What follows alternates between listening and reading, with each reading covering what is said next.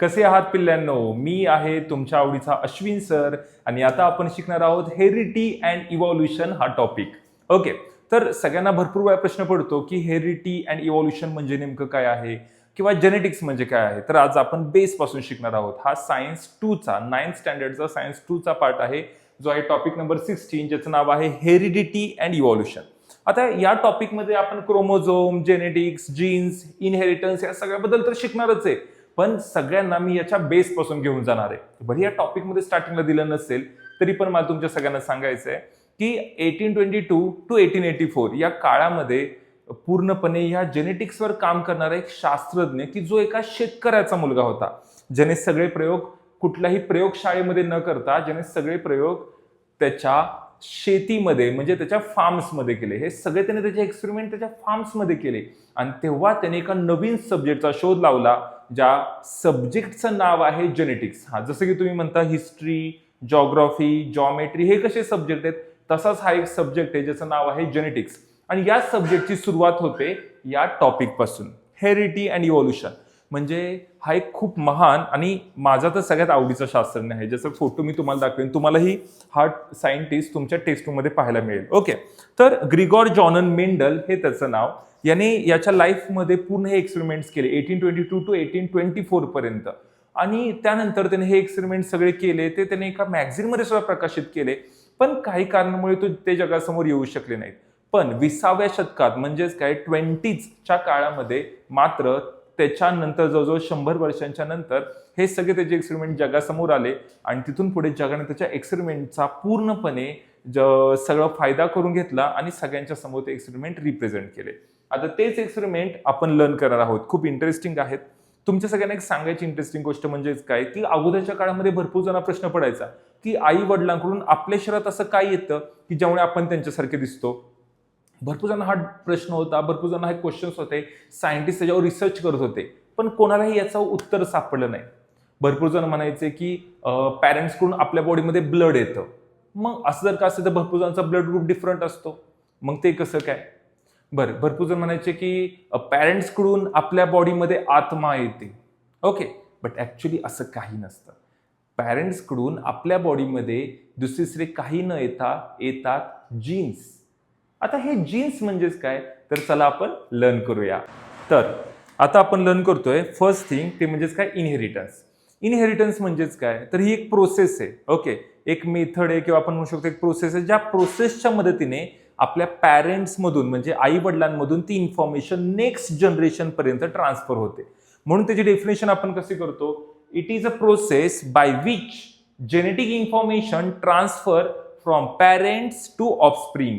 म्हणजे parents to offspring. आता हे एक सायंटिफिक वर्ड्स आहेत, त्यामध्ये आपल्याला नवीन वर्ड्स शिकायला मिळतो आज, तो आहे ऑफस्प्रिंग. ऑफस्प्रिंगचा अर्थ आहे अपत्य. म्हणजे आई वडिलांकडून त्यांच्या बाळांपर्यंत इन्फॉर्मेशन ट्रान्सफर होणे, ह्या प्रोसेसलाच म्हणतात इनहेरिटन्स. ओके, आता नेक्स्ट आहे तो म्हणजेच काय, हेरिडिटी किंवा आपण म्हणू शकतो जेनेटिक्स. जेनेटिक्स ही एक ब्रांच मी तुम्हाला सांगितलं. आता ह्याची डेफिनेशन कशी करता येईल, it is the branch of biology. ही एक बायोलॉजीची फांदी आहे, ब्रांच आहे, म्हणजे बायोलॉजी या सब्जेक्टची फांदी आहे, which studies the transfer of characteristic, ज्याच्यामध्ये कॅरेक्टरिस्टिक्स ट्रान्सफर होतात याचा अभ्यास केला जातो, of organism from one generation to the next through genes particular is called genetics. म्हणजे जेनेटिक्स ही एक ब्रांच आहे बायोलॉजीची ज्याच्यामध्ये अभ्यास केला जातो. कशाचा अभ्यास केला जातो, की एखादे कॅरेक्टर्स कसे पॅरेंट्स कडून त्यांच्या ऑफस्प्रिंग पर्यंत ट्रान्सफर होतात, पण कशातून, जीन्स मधून ट्रान्सफर होतात, याचा अभ्यास जेनेटिक्स मध्ये केला जातो. ओके, आता हे जीन्स म्हणजे काय हे पण मी तुम्हाला पुढे शिकवणार आहे. तोपर्यंत पुढचा पॉईंट आपण पाहूया, तो आहे heredity. Heredity, transfer of characteristics from parents to offspring is called heredity. त्या प्रोसेसला इनहेरिटन्स म्हणतात, पण ती गोष्ट होणे म्हणजेच हेरिडिटी. बघा, आता आपल्यामध्ये भरपूर असे कॅरेक्टरिस्टिक ट्रान्सफर झाले असतात, जसं की आपल्या आई वडिलांसारखे आपले केस असू शकतात, नाकाचा शेंडा असू शकतो, आपले आईज डोळे असू शकतात, रंग असू शकतो, उंची असू शकते, भरपूर गोष्टी की ज्या आपल्या आई वडिलांसारख्या आपल्यामध्ये दिसून येतात. तर ही जी पण गोष्ट आहे त्याला हेरिडिटी म्हणतात आणि ती व्हायची जी प्रोसेस आहे त्याला इनहेरिटन्स म्हणतात. तर चला आता आपण नेक्स्ट लर्न करूया क्रोमोझोम. आता आपण लर्न करतोय क्रोमोझोम. फर्स्ट थिंग, क्रोमोझोम म्हणजे काय, तर मी तुमच्या सगळ्यांना इथे समोर डायग्राम दाखवतोय. हा क्रोमोझोम आहे जो तुम्हाला नोटबुकमध्ये पण टेक्स्टबुकमध्ये पण दिलेला असेल. बट ऍक्च्युअली हा क्रोमोझोम असतो कुठे, तर आपली पूर्ण बॉडी जी पण आहे, whole body from tip of hair to toe, म्हणजे अगदी डोक्याच्या केसापासून पायाच्या नखापर्यंत आपण मराठीमध्ये म्हणूया, या आपल्या पूर्ण बॉडीमध्ये सेल्स असतात. म्हणजेच काय, आपली पूर्ण बॉडी सेल्स पासून बनलेली आहे. जशी एखादी भिंत, एखादी वॉल कशी ब्रिक्स पासून बनते, विटांपासून बनते, विटांवर विटा ठेवून बनते की नाही, जस्ट लाईक दॅट आपली पूर्ण बॉडी सुद्धा सेल्स पासून बनलेली असते. तर अशा आपल्या बॉडीमध्ये भरपूर साऱ्या छोट्या छोट्या छोट्या छोट्या सेल्स असतात. तुम्ही तुमच्या होठाची जी स्किन काढता बरेचदा, तर त्या होठाच्या स्किनमध्ये सुद्धा लाखो सेल्स असतात. विचार करा. मग ही जी पण आपण एक सेल घातली, आपल्या पूर्ण बॉडीमधली कुठलीही आपण एक सेल घेऊया, त्या एका सेलच्या आतमध्ये एक न्यूक्लियस असतो. जसं की अंड्याच्या आतमध्ये डिल असतो, हो की नाही, अगदी तसंच सेलच्या आतमध्ये न्यूक्लियस असतो. या न्यूक्लियसच्या आतमध्ये क्रोमोझोम्स असतात. काय असतात? क्रोमोझोम्स. ओके, ज्यातलाच एक क्रोमोझोम मी तुम्हाला इथे काढून दाखवलेला आहे. बरेचदा हे क्रोमोझोम्स सिंगल असतात, पण बरेचदा ते दिसताना आपल्याला पेअर मध्ये पण दिसतात. पेअर म्हणजेच काय? जोडीने. हे बघा, हे असे ज्यातलाच एक क्रोमोझोम जोडीचा म्हणजे पेअर्ड क्रोमोझोम इथे दाखवलेला आहे. आता हे असे का दिसतात पेअर्ड क्रोमोझोम, हे आपण पुढच्या वर्षी शिकणारच आहोत. फक्त आता एवढं लक्षात ठेवा की हे क्रोमोझोम आहेत जे आपल्या प्रत्येक बॉडीतल्या प्रत्येक पार्ट मधल्या प्रत्येक सेलमध्ये आहेत. आणि प्रत्येक सेलमध्ये न्यूक्लियस आहे, जसं अंड्यामध्ये डील आहे, आणि त्या प्रत्येक न्यूक्लियसमध्ये क्रोमोझोम्स आहेत. तुम्हाला माहितीये का की आपल्या बॉडीतल्या एका सेलमध्ये एकूण किती क्रोमोझोम्स असतात? आपल्या बॉडीतल्या एका सेलमध्ये एकूण 46 म्हणजेच 46 क्रोमोझोम्स असतात. त्यातला एक क्रोमोझोम आपण इथे शिकतोय. ओके, तर आता हा जो एक क्रोमोझोम आपण इथे पाहतोय, या एका क्रोमोझोमच्या बॉडी पार्ट जर का आपण लर्न करायला गेलो, तर ह्या क्रोमोझोम्स मध्ये एक प्रायमरी कॉन्स्ट्रिक्शन दिसून येतं. प्रायमरी कॉन्स्ट्रिक्शन म्हणजे थोडक्यात प्राथमिक चिमलेली अवस्था. आता इथे बघा, इथे आतमध्ये असं कॉन्स्ट्रिक्शन झालेलं आहे, तर त्या कॉन्स्ट्रिक्शनलाच म्हणतात सेंट्रोमियर. काय म्हणतात त्याला? सेंट्रोमियर. हा सेंटरला असणारा एक बॉल सारखा दिसतोय, म्हणून याला नाव सेंट्रोमियर आहे. तर ह्याचे जे पण पंख आहेत, 1 2 3 4, या पंखांना आर्म्स ऑफ क्रोमोझोम म्हणतात. काय म्हणतात यांना? Arms of chromosome. याच्यामध्ये जो वरचा आर्म आहे त्याला म्हणतात पी आर्म. बघा, जो सरळ आहे तो पी आर्म, आणि जो उलटा आहे तो पीच्या उलटा क्यू आर्म. ओके, त्याच्यानंतर आपण जर का ह्याच्यातला लेग म्हणजे हे जर क्रोमोझोम बघितला, तो झूम करून बघितला, तर तो एक पतंगीचा मांजा कसा असतो तसा दिसतो आपल्याला. पतंगीच्या मांजाला कसा मांजा गुंडळलेला असतो, तसाच बानू ह्याला मांजा गुंडळलेला अवस्थेमध्ये दिसून येतो. आणि जेव्हा आपण तो मांजा झूम करून पाहतो, त्यावेळेस आपल्याला तिथे काय दिसून येतं? तर तिथे आपल्याला दिसून येतं डीएनए. काय दिसून येतं? डीएनए. म्हणजेच थोडक्यात काय, आपला क्रोमोझोम कशापासून बनलेला आहे? तर डीएनए पासून बनलेला आहे. आणि या डीएनएच्या तुकड्यांना म्हणजे दिसतो बघा आपल्याला, हा फर्स्ट सेगमेंट म्हणजे पहिला तुकडा, सेकंड सेगमेंट दुसरा तुकडा, थर्ड सेगमेंट तिसरा तुकडा, या तुकड्यांनाच म्हणतात जीन. काय म्हणतात त्यांना? जीन. मग आपण ह्याला म्हणू शकतो first gene, second gene, third gene. Okay, बघा बरं बाळांनो, अशा प्रकारे जो पण डीएनए आहे तो जीन पासून बनलाय. म्हणजे जीन्स एकत्र आले, डीएनए तयार झाला. डीएनए गुंडळला गेला, क्रोमोझोम तयार झाला. क्रोमोझोम्स एकत्र आले, न्यूक्लियस तयार झाला. न्यूक्लियस एकत्र आले, सेल, आणि सगळ्या सेल एकत्र आल्या, आपली पूर्ण बॉडी तयार झाली. आता तुम्ही म्हणाल सर ह्यांचं सगळ्यांचं काम काय असतं आपल्या बॉडीमध्ये? तर ऐकून घ्या. जसं एखाद्या कम्प्युटरमध्ये कोड्स असतात, तसं आपल्या बॉडीमध्ये सुद्धा कोड आहेत. ते कोड आपल्या ह्या डीएनए मधल्या जीन्समध्ये दिसून येतात.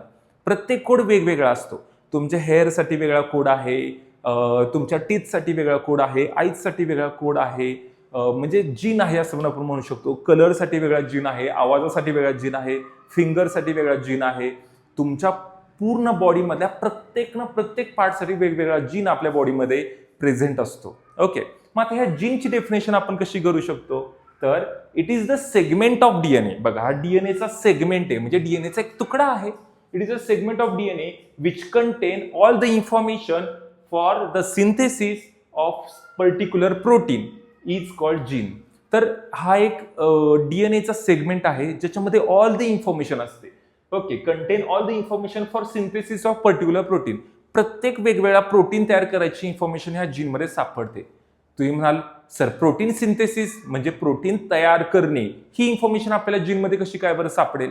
तर आम्ही तर प्रोटीन खातो. अरे हो, पण तुम्ही जे प्रोटीन खाता ते दुसऱ्या गोष्टींचं खाता. म्हणजे दूध पिलं, दुधातलं प्रोटीन की जे गाईचं आहे. ओके, किंवा आपण म्हणू शकतो प्लांट बेस्ड प्रोटीन खाल्लं आम्ही, तर हे प्लांटचं प्रोटीन आहे, प्लांटच्या बॉडीतलं प्रोटीन खाल्लं. पण आपल्या शरीराला प्रोटीन वेगळं लागतं. आपल्या शरीरातले जे पण प्रोटीन्स आहेत ते वेगवेगळे.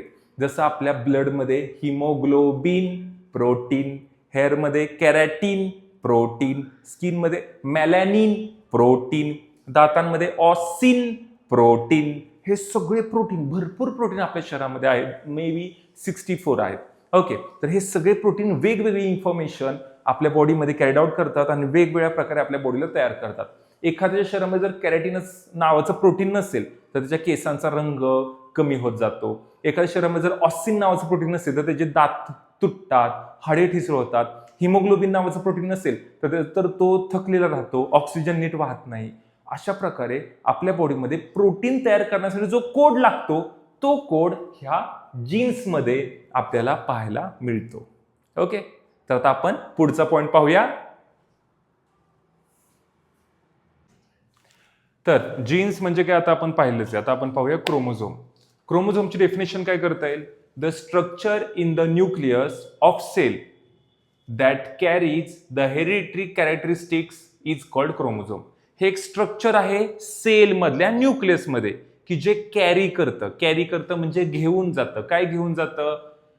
The hereditary characteristics. Hereditary characteristic म्हणजेच काय? वंश परंपरेने आलेल्या कॅरेक्टरिस्टिक्स ते घेऊन जातं, म्हणून आपण त्याला काय म्हणतो? क्रोमोझोम म्हणतो.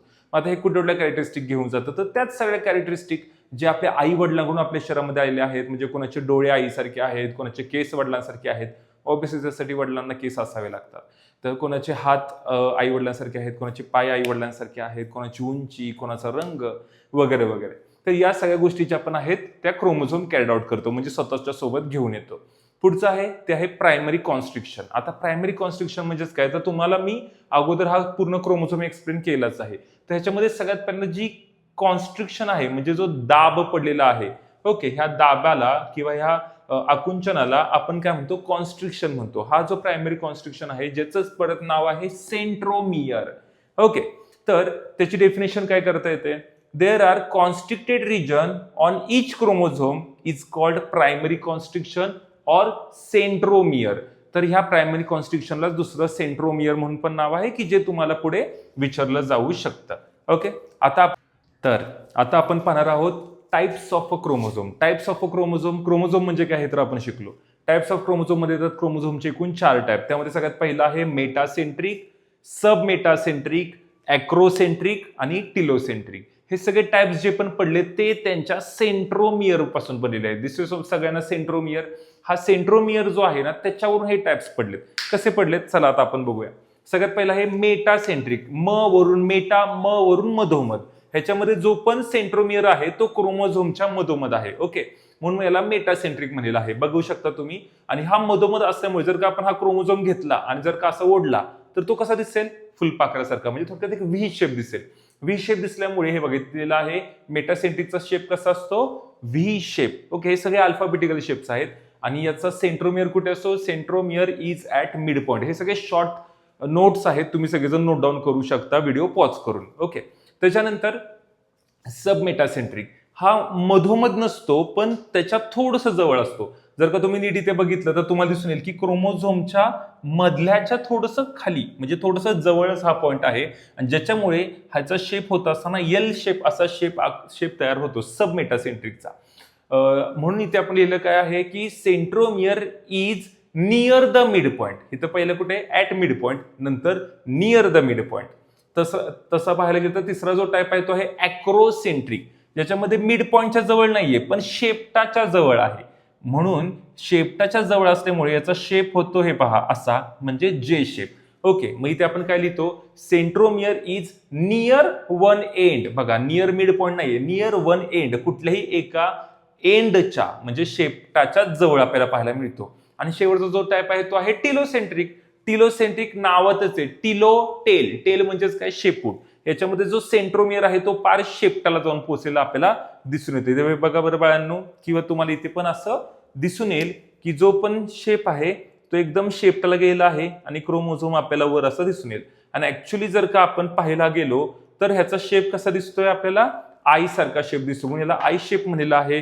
Centromere is right at the end of chromosome. क्रोमोझोमच्या बरोबर एंडला म्हणजे शेवटाला सेंट्रोमियर पाहायला मिळतो. हे झाले सेंट्रोमियरचे टाइप्स. आता आपण पाहूया. तर क्रोमोझोमचे तसं पाहायला गेलं तर दोन टाईप पडतात. पहिला टाईप आहे होमोलोगस क्रोमोझोम आणि सेकंड आहे हेट्रोलोगस क्रोमोझोम. होमोलोगस क्रोमोझोम म्हणजेच काय, it is the pair consist of similar chromosome by shape and organisation. जे क्रोमोझोम शेप आणि ऑर्गनायझेशनने सिमिलर आहेत, म्हणजे सेम शेप आहे त्यांचा, अशा आपण सिमिलर क्रोमोझोम म्हणूया. Okay, they are called homologous chromosome. Similar म्हणजेच होमोलोगस. इथे बघा मी तुम्हाला दाखवलेलं आहे, हे दोन्ही क्रोमोझोम दिसायला एकसारखे आहेत, हाईट एकसारखी आहे, म्हणून आपण याला होमोलोगस क्रोमोझोम म्हणूया. तर दुसरा जो टाईप आहे तो आहे हेट्रोलोगस क्रोमोझोम. आता हेट्रोलोगस क्रोमोझोम म्हणजेच काय, तर इफ द पेअर नॉट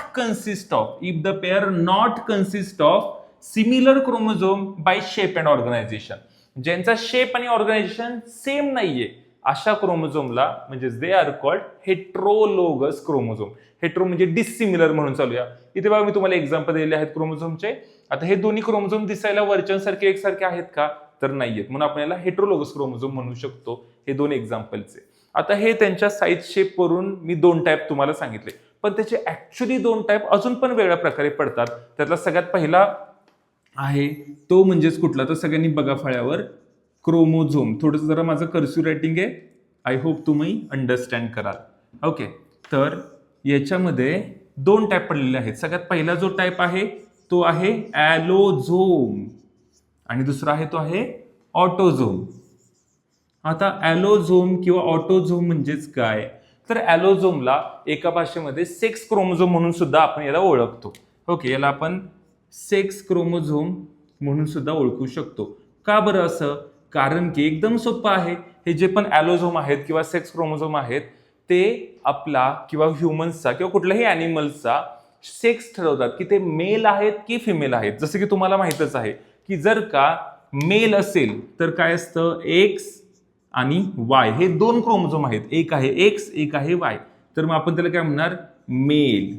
हे ॲलोझोम ऍक्च्युली असतानाच किती असतात, संख्येने दोन असतात. पहिला प्रकार एक्स आणि वाय, दुसरा प्रकार जो आहे तो आहे एक्स आणि एक्स. एक्स आणि एक्स असेल तर त्याला काय म्हणतो आपण, फिमेल. म्हणजेच ॲलोझोम किंवा सेक्स क्रोमोझोमचे एकूण दोन टाईप पडलेले आहेत. पहिला टाईप जो आहे तो आहे एक्स आणि दुसरा जो आहे तो आहे वाय. ओके, जर का एक्स आणि वाय एकत्र आले तर मेल तयार होतो, एक्स आणि एक्स एकत्र आले तर फिमेल तयार होतो. हे सेक्स क्रोमोझोम. मग जे पण ऑटोझोम्स आहेत ते कोण आहेत, तर त्याला आपण म्हणतानाच म्हणतो सोमॅटिक सेल क्रोमोझोम.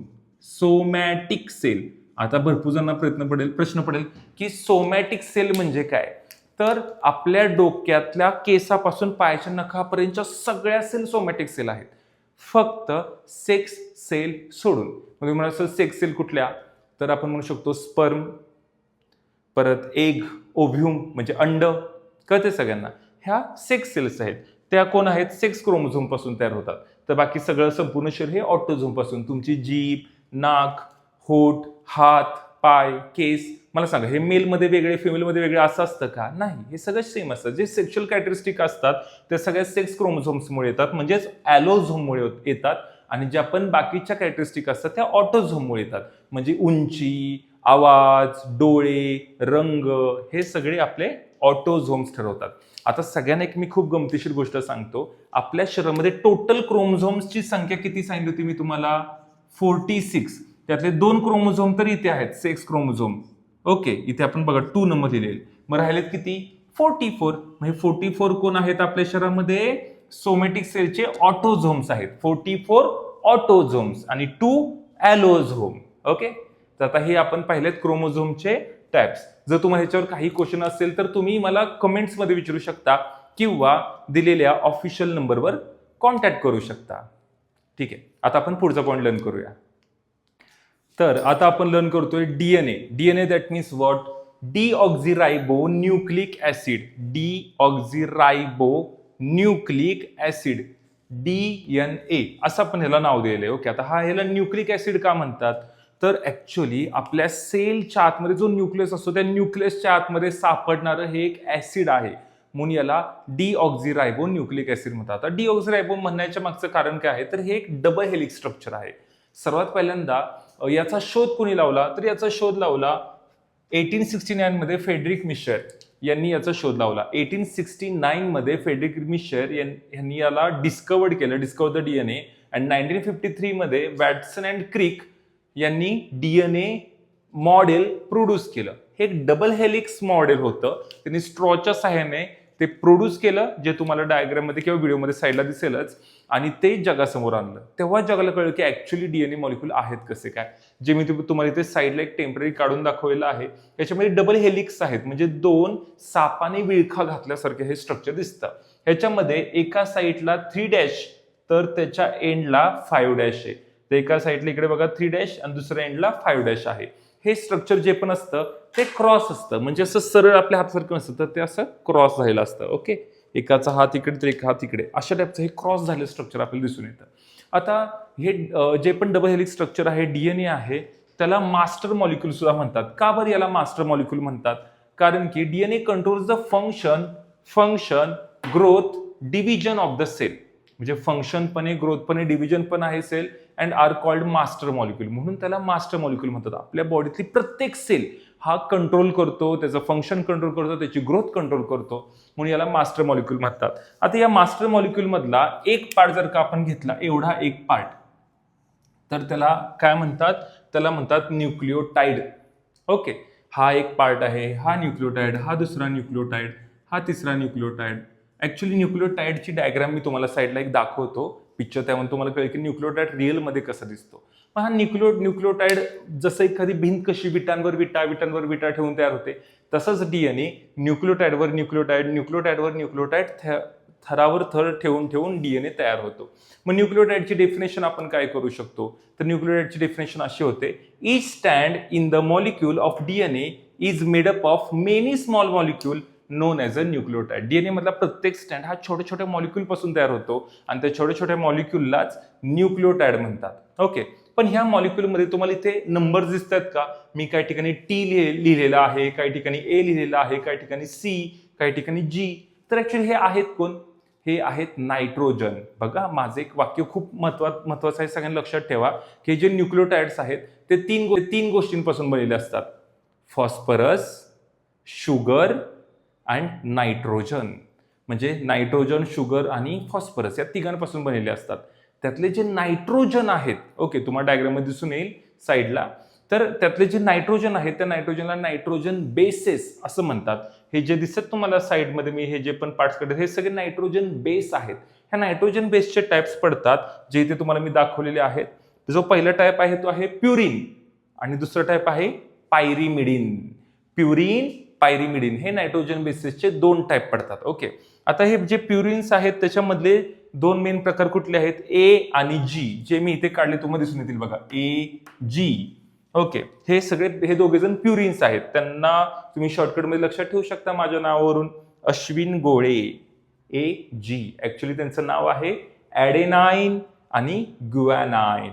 ओके, तर आता हे जे पण आहेत ते च्या समोर अगदी परफेक्टली मी या साईडला लिहिले आहेत ते आहेत पायरिमिडिन.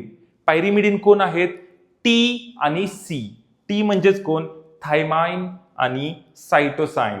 जे पण थायमिन किंवा थायमाइन आहे त्यालाच दुसरा एक ऑप्शन आहे ऑरला, युरॅसिल. आता ही गंमत मी तुम्हाला सांगतो, हे नवरा बायकोंसारखे आहेत. A ची बायको T, तुम्ही तमन्ना म्हणू शकता, आणि दुसरी उर्वशी म्हणू शकता. आता A ला ह्या दोन बायका आहेत, तर G ला एकच बायको आहे. C, सायटोसाइन, तुम्ही चंद्रा म्हणू शकता. ओके, तर आता हा जो पण A आहे तो हुशार आहे माझ्यासारखा, की जो DNA मध्ये जाताना त्याची एकच बायको घेऊन जातो, थायमिन. म्हणून बघा, जिथे पण तुम्हाला A दिसेल तिथे त्याच्या समोर T दिसेल. कुठे पण बघा, टीच्या समोर तिचा नवरा A च्या समोर त्याची बायको T. कुठेही बघा A च्या समोर तुम्हाला Tच दिसून येईल किंवा T च्या समोर Aच दिसून येईल. पण ते जर का तुम्ही RNA मध्ये गेला, हा DNA आहे, ओके. आणि जर का तुम्ही RNA मध्ये गेला तर RNA मध्ये तुम्हाला काय दिसून येतं, त्याची दुसरी बायको दिसून येतात. हा RNA आहे. Okay, hairpin model structure. तर ह्याच्यामध्ये मात्र एच्या समोर टी न येता यू येतं आणि दोन्हीकडे पण जीच्या समोर हा सीच राहतो. म्हणजे इकडे बघा, जीची बायको बिचाराला एकच बायको आहे ना, चंद्रा, म्हणजेच कोण, सायटोसाइन. म्हणून मग कुठेही तुम्ही बघा जीच्या समोर तुम्हाला सीच दिसेल. ओके, सीच्या समोर जी, सीच्या समोर जी, जीच्या समोर सी. तर अशा प्रकारे हे जे पण आहेत ते आहेत नायट्रोजन बेसेस. ठीक आहे, आता हा एवढा पॉईंट इथे कम्प्लीट झालेला आहे. नेक्स्ट पॉईंट आपण पार्ट 2 मध्ये लर्न करूया. सगळ्यांना नक्कीच हा व्हिडिओ आवडला असेल. आवडला असल्यास लाईक करा, शेअर करा, सबस्क्राईब करा, आपल्या सगळ्या मित्रमैत्रिणींमध्ये शेअर करा. बेल आयकॉन दाबायला विसरू नका. श्री वक्रतुंड क्लासेस खालील नंबरवर कॉन्टॅक्ट करा आपल्या ऑनलाईन आणि ऑफलाईन क्लासेससाठी. थँक्यू.